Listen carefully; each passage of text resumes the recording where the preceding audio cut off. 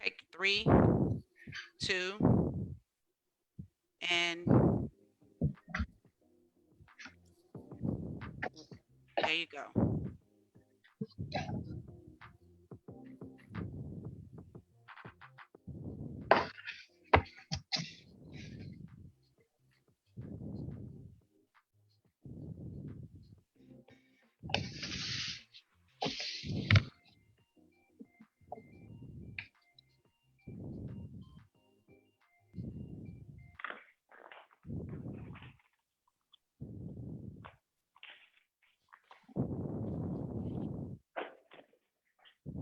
All right. All right. Welcome to episode 10 of Red Door Conversations. I'm your co host, Lisa White, and we also have Tana Young from the Woodlands. Tana, can you say hi to everyone? Hello, everyone. Happy Friday. Yes, and we have the lovely Marla Lewis from the Clear Lake area. Hey guys, thanks for joining us. And we have, last but certainly not least, we have Kimberly Dixon Dudley from the Museum District area. Hey, hey, hey. Happy Friday. Guys, we want to thank you for going on this journey with us as it relates to the color of law. This is the final part of the series. And I have to be honest with you guys. In reading this book, it's been very, very eye-opening to me. The lengths that the government went to prohibit African Americans from obtaining home ownership, it's been very hurtful for me. Just to see how the federal government was in cahoots with the local government and the state government to make all of this happen. It's been very hurtful. They conspired with the public policymakers to ensure that we will remain suppressed in our segregated communities. For years, they have allowed us to believe the myth of de facto segregation, which is the racial, ethnic, or other segregation resulting from societal differences between groups, as such as socioeconomic or political disparity, without institutionalized legislation intended to segregate. That was a myth, and they allowed us to believe and feel that way for many, many years. On today's show, we're going to discuss how sanctioned violence was imposed upon African Americans to prevent home ownership.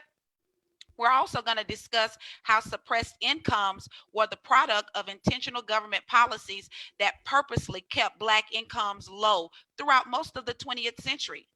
And then we're going to close on some ideas as to how we can rectify the legacy of de jure segregation. So let's get into our hot topic. We have some really groundbreaking news that has taken place this week here in our local government. But we're going to discuss some laws, some federal policing laws that have been passed at the local and federal government. And I want the ladies here to give their opinion as to what they think about the laws that have been passed. We're going to start out with Kim. So, so I want to give credit where credit is due. Our federal government, our president in particular, passed an executive order earlier this week for safe policing and safe communities. And I'm just going to kind of go over some of what's included in that. And we're going to include a link to that actual executive order on our Red Door Conversations Facebook page so you can view it for yourself. But the bill covers mental health, homelessness, addiction, training for use of force, de-escalating techniques, everything we've been talking about and wanting in our policing entities. And it's a great start. It just does not, there is no funding attached to the executive order. So it doesn't go far enough in terms of making sure that the liberties attached to the law are actually executable. In fact, what the police departments have to do is apply for a grant. They have to go out and apply for a grant to receive funding for these liberties that have been included in this executive order. So it just is a little disconnected in terms of the actual policy being put into actual practice. But to your point, Lisa, we did have some groundbreaking news happen right here in Harris County, an example of a policing policy executed by our Harris County Commissioner's Court earlier this week, where they did actually fund the bill, and it covers homelessness. It covers mental health, substance abuse. It reroutes 911 calls for these issues to social workers rather than the police. Oh, And wow. That's yeah, big. isn't that big? That's Yes, that's that, huge. and they put $25 million as an initial funding start. That's initial, just starting to fund this particular piece of public policy. So when you have the policy and you got the resources behind it to enforce it, then it makes a difference. And for me, I feel like this makes it, it doesn't criminalize homelessness or addiction or poverty. At this point, putting homeless people in jail is not the solution to their homelessness. So I kudos to the Harris County Commissioners Court for passing this piece of legislation and funding it. So yeah, I'm excited about that. That's pretty cool news. Pretty cool news. Marla, what are your thoughts I on that? think, you know what? There's that old saying, put your money where your mouth is. Yeah. And All right. so, anytime an organization, a group of people, anytime somebody can put their money where their mouth is, that speaks volume to what's going Absolutely. on and what they truly want to happen. And we can only hope that our federal government will do the same. Because, I'm so proud of Harris County. We have some great leaders here, right, in, Harris County, which is, many people watching may not know where Harris County is, but you guys know that we are Texas girls, and we're in the Houston and surrounding areas. So H-Town. yes, we are very proud to say that, that's a part of where we live. And so we can only hope that others will get the opportunity to experience the same thing within other, whether it be counties, states, whatever, that, their officials will too put their money right where their mouth is. Show us something, That's what I think about that. It's a wonderful thing that they're doing. And, because to your point, Kim, not everyone belongs in jail. When the police are called out because there's someone homeless or, someone walking around that is addicted to drugs or alcohol, they don't need to be thrown in jail. They need help. They need counseling, so that's very important. And I'm happy they're doing it. Excited about that. That was good news. That was absolutely, excellent. Again, kudos to Harris County and the leaders and the people that are in position to make this happen. This makes me, as a native Houstonian, extremely proud. Extremely. Follow suit. Exactly. We're gonna move right into the color of law. And first on the topic on the run of show is the state sanctioned violence that we experienced as African Americans when we tried to move into supposedly segregated communities. It was communities they were supposedly trying to integrate, but as African Americans, we experienced cruel and unusual and harsh punishment as a result of that. Tana, do you want to delve into that a little bit? I mean, it was, to read that chapter, it saddened me because here it is, African Americans, we are trying to move into better neighborhoods, and we had to deal with, arson and mobs of people attacking homeowners just for trying to live in a better area and to raise their children. And although the federally outlawed by the Fair Housing Act in 1968, arson and mob attacks remained common through the 1980s. I can't believe, the 1980s, guys. How old were you, Kim and Lisa? And Yeah. Very vivid memories. And so we don't remember this, of course, but to read it, you have to sit and go, oh my God, we had to deal with this in the 1980s. We had to deal with just crime, for being a homeowner. For wanting a better home, in a better community, to raise our children, to be afforded the same opportunities as other white Americans. That's all we were asking. The other sad thing about it is when the police were called out, they did nothing. They did nothing. They stood. They stood there and watched it.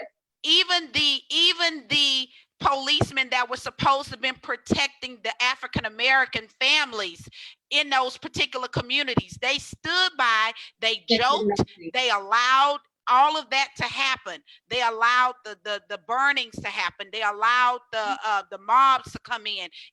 Tana, I cried. And they were never prosecuted. There was no prosecuting or any of that. Just let them stand there and let them terrorize families just because of their skin color. You know, and I read a part in there where they were saying that some of the officers even participated in some of the mob behavior. Mm-hmm.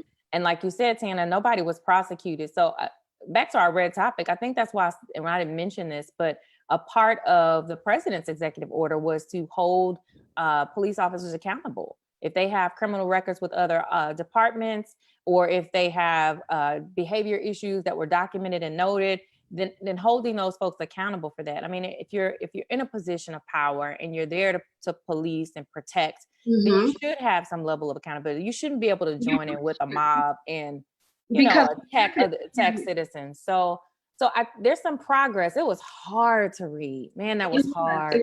You know, something that you just said, police officers can have issues at one precinct, get terminated, and it can be on their record. It's in their file.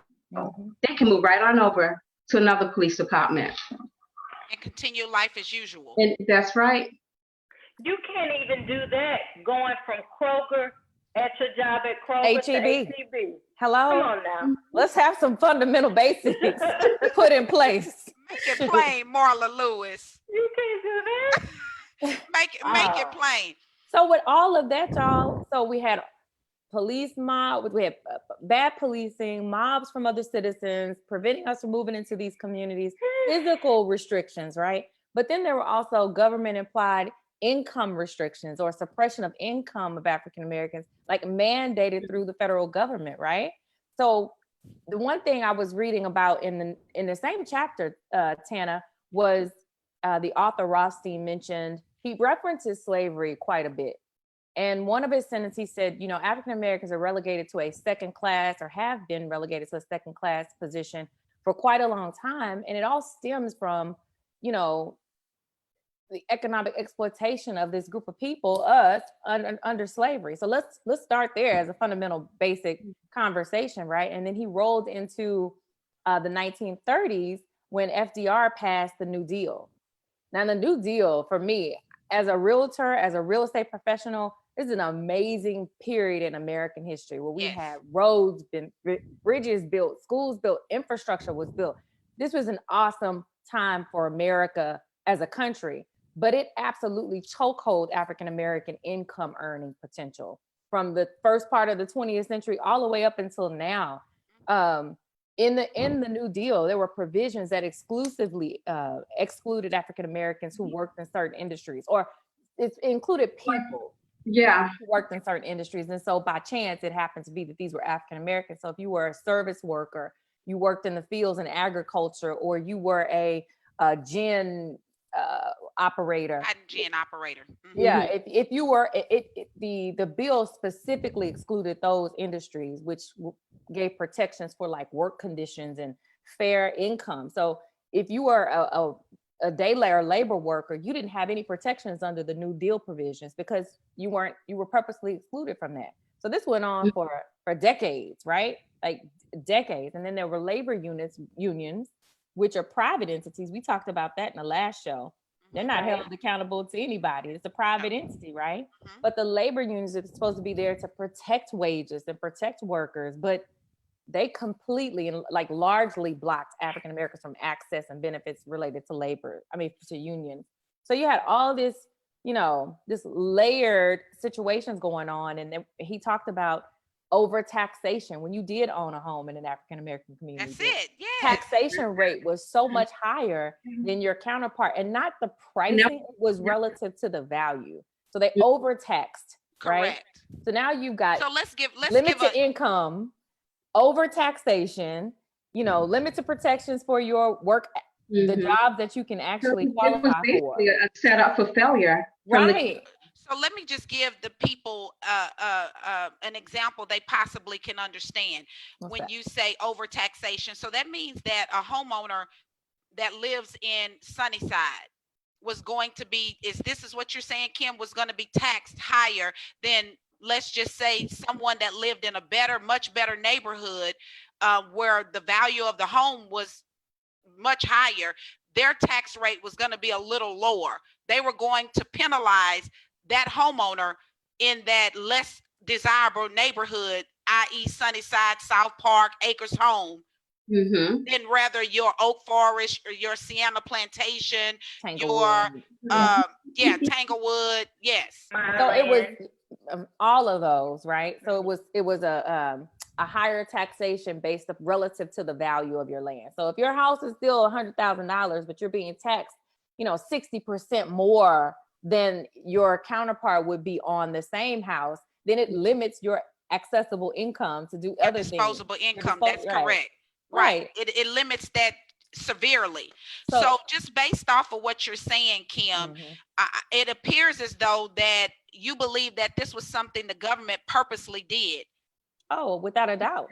I mean, Yeah. it would, yeah. There were, Are there any examples that Rothstein notes that we can share with the audience? So specifically the provisions that were put in the New Deal for the first part of the 20th century, if you worked in industries that were primarily African American, you had no protections for wage income. So they didn't have to pay you a minimum wage. They could work your child to death because there were no child protection labor laws in agriculture during that time. So all of this is just a residual. Marla said this before. It's just a residual effect of where we ended up today. And what kept reigning in my mind was African American children have historically inherited their parents' poverty, not their wealth. That's their wealth. So that was so big for me just to see the layers of purposeful intent to make sure that we excluded a certain party. And what he did note in the book, he said that the future generations are less likely to be able to come out of that cycle from the previous, based on what the previous generation was in. And so I think that everybody here on the podcast, we have to give ourselves a pat on the back, because I think we can safely say for all of us that we have done better than the previous generation before us. And it's not been easy, but it is something that we were intentional on. We knew that we needed to provide better for our children, our grandchildren. And Lord knows I'm definitely not where I want to be, but I'm on that path. Yeah. Marla, what you have? It's a lot, the book, I started reading the book, guys, I think in 2018, and I never did finish it, but it was so heavy for me.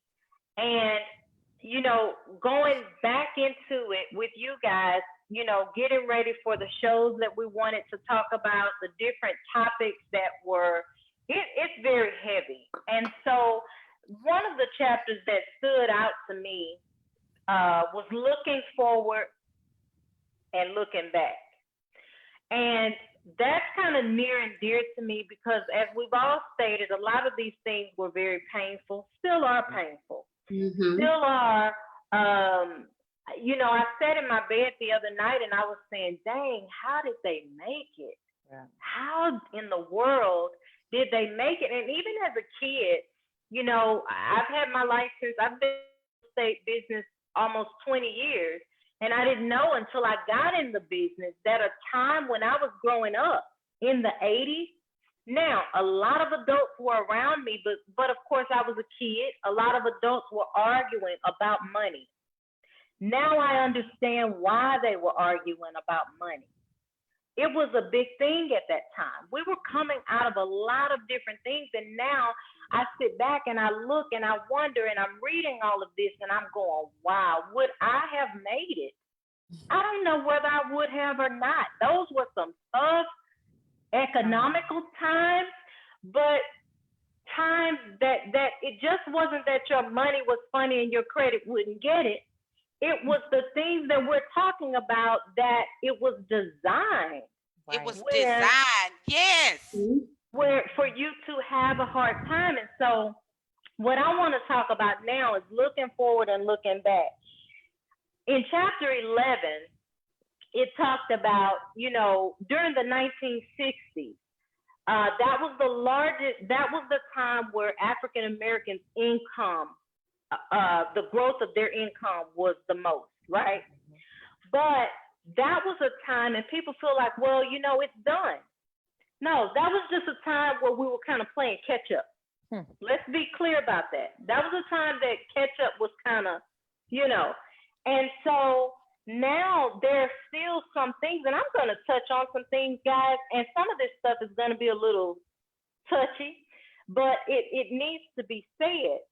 One, we are real estate professionals, so I want to talk about that particular part of it, but I want to talk about some other things that a lot of people don't necessarily mention. And I'll start with schools.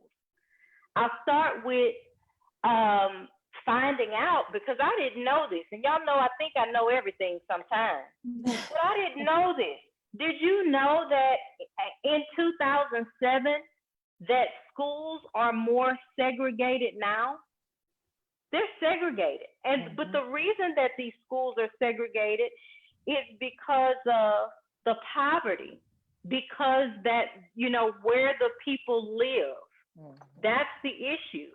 And so as a real estate professional, it vexes me because it's my job to make sure that people live in safe communities, thriving communities, growing communities. And I know that each and every one of us as real estate professionals, when you get a client, that's your goal, to put them in their dream home, in the, you know, where their family can thrive. This is something that, you know, they can pass along to their kids or children and grandchildren. But, you know, people say, like I said earlier, it's done. This was done. That was done. Well, in the 1950s and 60s, effectively, some things were done. Effectively, some laws were passed.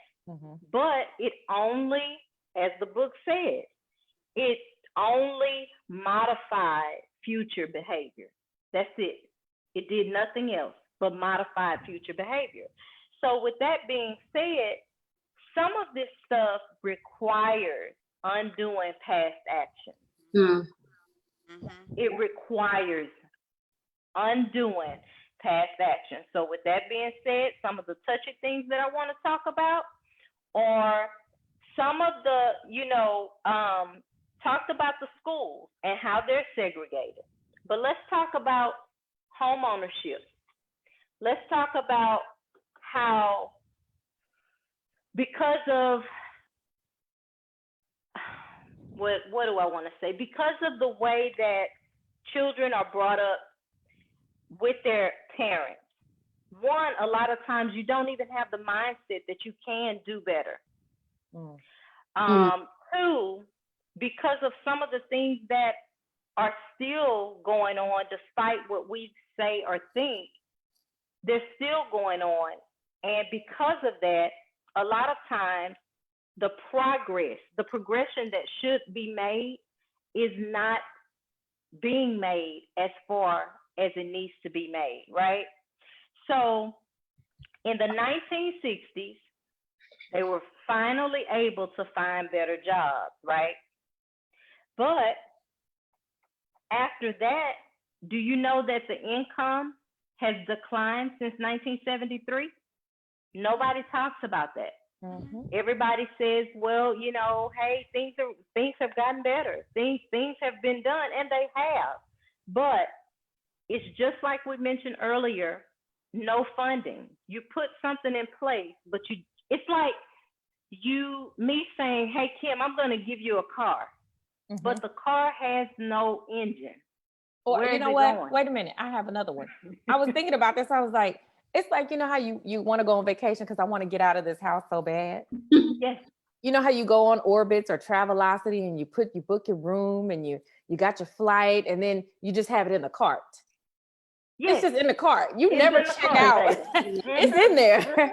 but you Mhm. never check out. You never go anywhere because it's just Mhm. in the cart. That's what I feel like a Mhm. lot of this legislation that, symbolically is passed, but not funded. So, wow, They do a little bit to keep us quiet. quiet. Yeah. It's really what that's about. They do a little bit Mhm. to keep us quiet, but never really fully Fully. execute.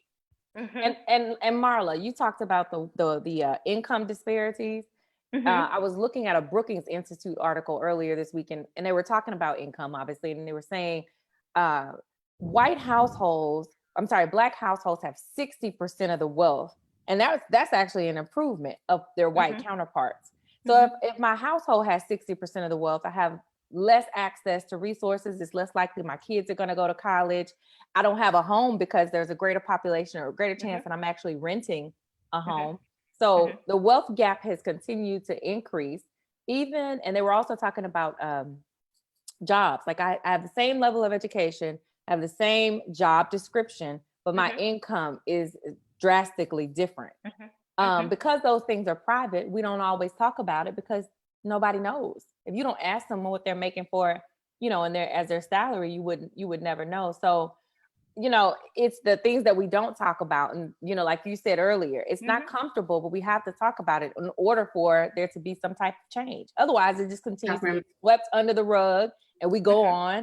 And then there's an issue, it comes up again, and then they sweep it under the rug. So, Well, Marla, before we move past your part, Mhm. can you share with the people why do you feel like residential segregation is hard to undo?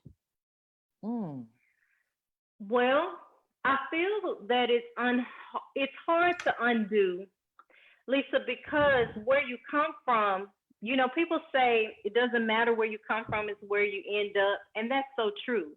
However, statistics show that a parent's economic status is commonly replicated mm, through a few generations. Understand what I'm saying? And so, with that being said, if it's a multi-generational trait, it's going to take a little while. That means that you may have 3 generations of poverty, and then all of a sudden you may have someone who is able to break that poverty cycle. Also, the book talks about the value of a white working and middle class family, suburban housing appreciated substantially over the years, resulting in more wealth differences between Caucasians and African Americans. That helped to define permanently racial living arrangements. It did. So, with that being said, I mean, it is hard to undo. Not impossible, but it is hard. Okay. Okay. Okay. Well, we're gonna move into the next segment of the show, which is some fixes, meaning compromising fixes. What are some things that we've tried to do, or some suggestions as to what we can do to fix the problem? There have been different throughout the different administrations that we've had at the federal level. There have been, some suggestions, some programs that have been tried to been implemented, and some have been successful, some have been shut down. So that's Mm-hmm. what I'm going to discuss in my segment of the show. Before I get started in my segment, I do want to. I posted this on my social media outlets about a well-known community in the Missouri City area named Sienna, formerly named Sienna Plantation. They've now changed their name to Sienna. Um, this really made me feel good, guys, because I do quite a bit of business over in that area, and so I've had many clients tell me I've sent them homes, beautiful homes in that community, and they're upfront with me. Sienna Plantation is not an option. Anything with the name plantation is not an option. oh, Have you wow. guys experienced that with your clients as well? Yes. Yes, I I had this have. conversation with a friend of mine. We was talking about Sienna Plantation. I want to say last year, and she said, "Let me tell you something. I would never move into that community because the name is Plantation." Wow. Yeah, That's big, Lisa. Yes, that's big. I'm glad that the developer is listening. It's Exactly. taken a few years because they started talking about it a few years back, but I'm glad that they have taken the step that they need to take. Now, Lisa, what is the history? Because I know you posted it on Facebook, how they even got to the name. That area, Sienna Plantation, you have Vicksburg, you have Teal Run, all of that area was a plantation. It was a plantation. That is what it was. So, which I was, telling someone that commented on my social media, they, they were talking. I said, well, they indicated that it was a plantation. I said, you're exactly right. Thus is how they got the name. So, I mean, I wasn't happy about it, but I mean, if this is where some were okay with living there, some were absolutely adamant about it, but that area of town, Tana, that whole section over there, it was a plantation. Oh, wow. So let me ask you this, Lisa. If you and your husband was looking for a house and you just couldn't find one, let's say you looked at 20 houses, then you found one to see on a plantation, your dream home, it had almost everything you wanted on your list. Would you have moved in? It's Sienna today. So if I find that house today, then, baby, we going with it. Okay? Because it's titled Sienna. But I have to be honest with you.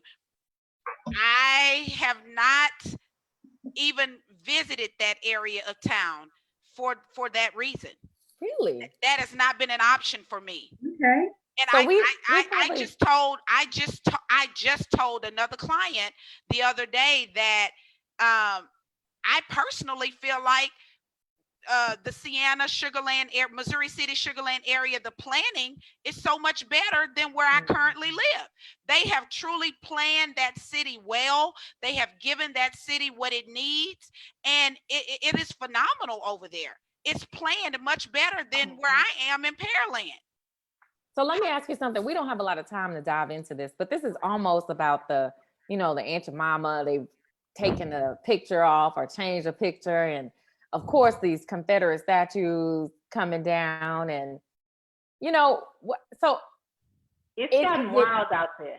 It's gotten wild, but it seems like people are understanding that these symbols mean something.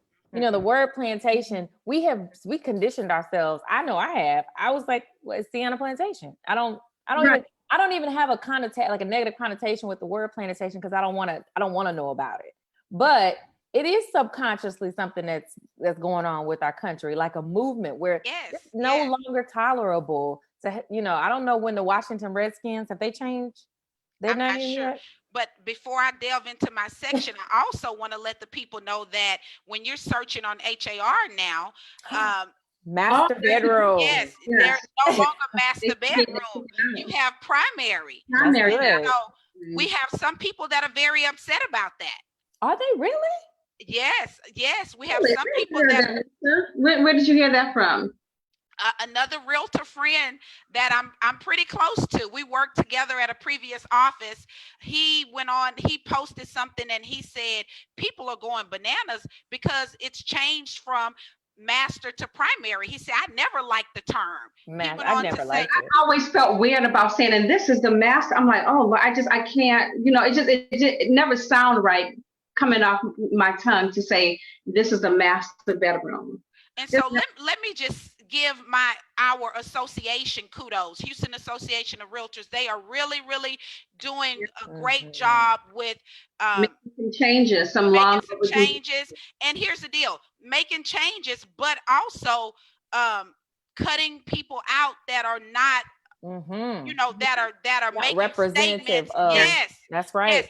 There have been some people lost their license. Their license has been revoked because of their comments, senseless comments. So I'm very proud of our association for absolutely really good example and for paving the way and letting people know that your behavior is not gonna get it. You got to change your behavior. Hate is not acceptable. If you don't change your thought process, your behavior, then you're out.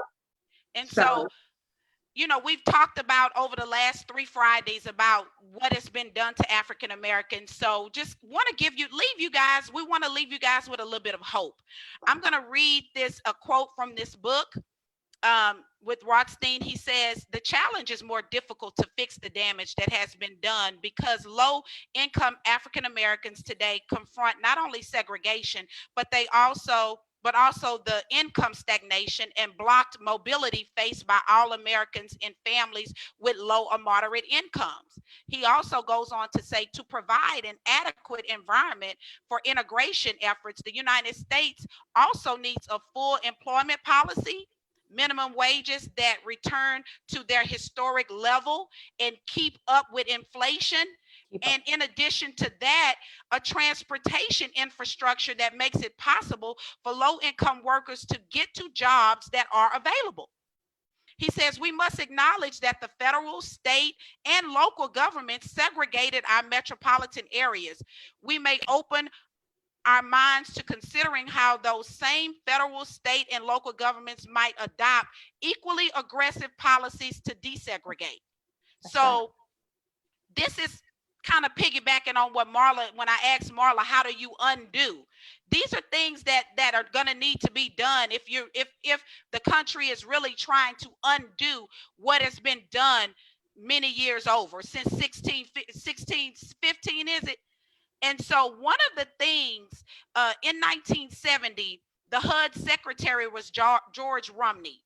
George Rumney, he created a program called Open Communities. He tried pursuing integration more than any other administration.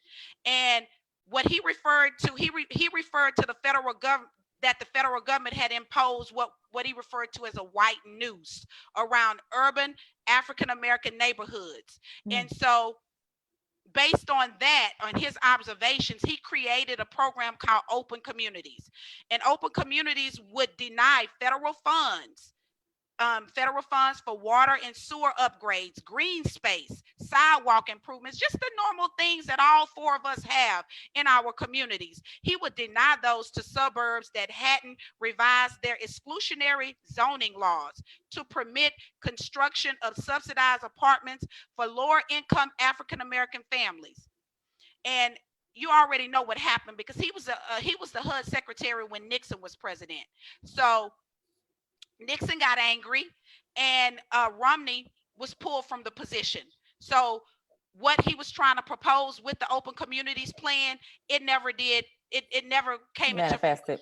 Yeah, it never did, because Republicans were angry with this, and Nixon immediately took action and removed Romney from that role. And so Rothstein, in the book, he also notes what another remedy could possibly be. He says another remedy would be a banning on zoning ordinances that prohibit multifamily housing, or that require all single family homes in a neighborhood, or that require all single family homes in a neighborhood to be built on large lots with high minimum requirements for square footage. He says this prevents both lower income and middle income families from settling in affluent suburbs. Complementing a ban on exclusionary zoning, he feels is a requirement for inclusionary zoning. And so can I say, let me share something with you guys. Yes.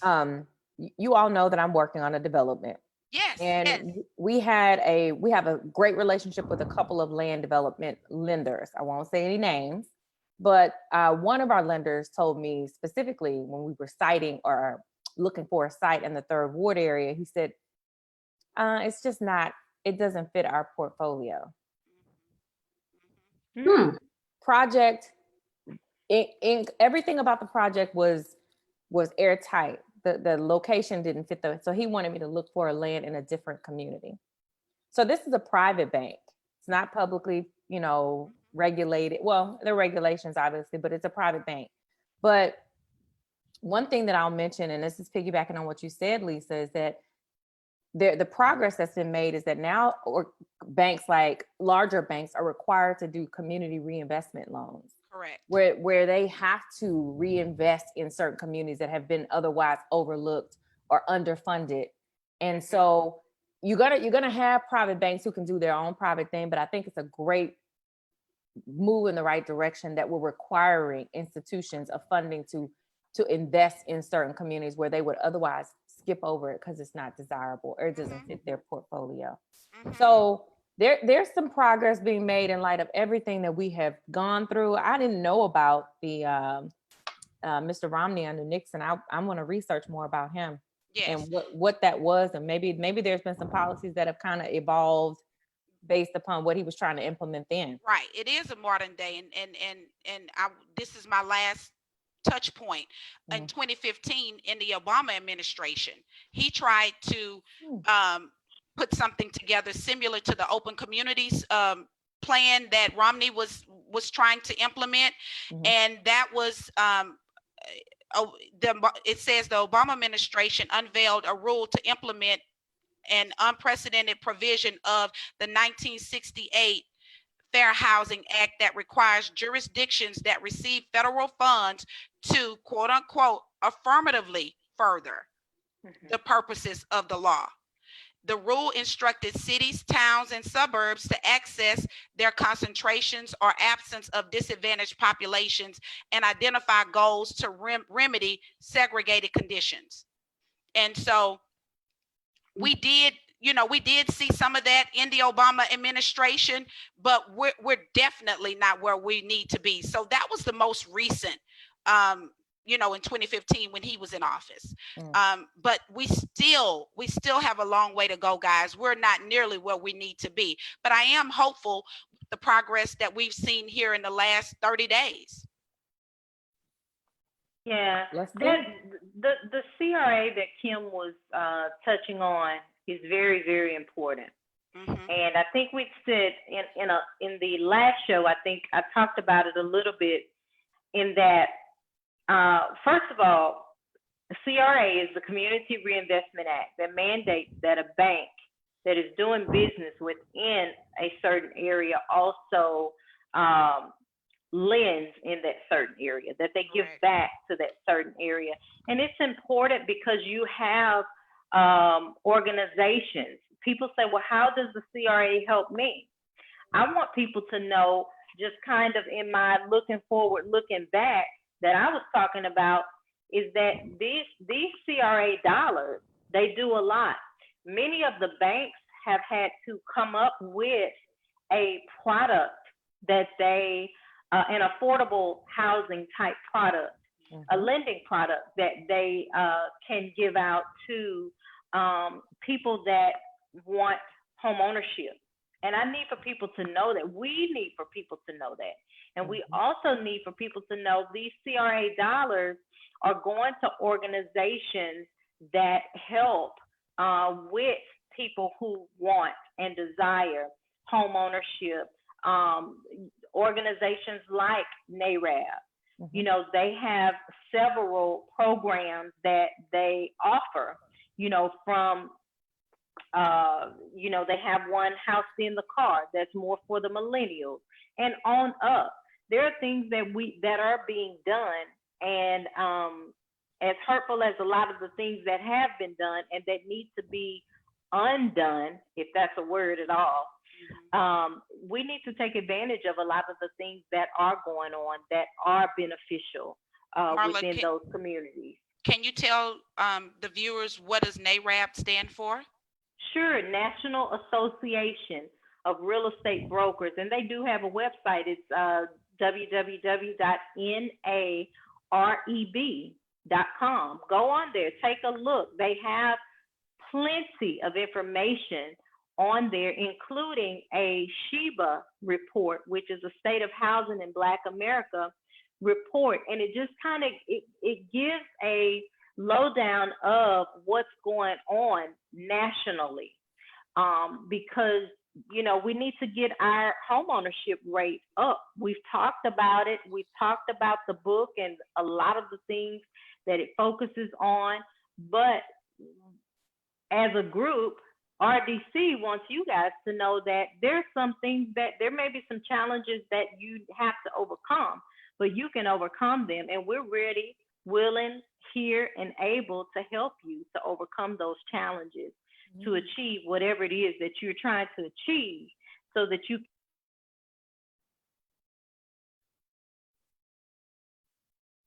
change that trajectory for your family for generations to come.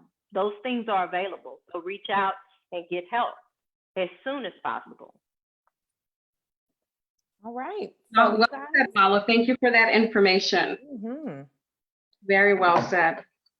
So it looks like we may have lost Lisa, but good thing it's at the end of the show. Yes. Good things at the end of the show. We want to remind our viewers to check us out on Facebook, check us out on youtube.com. We replay these videos, or the videos can be revisited on YouTube.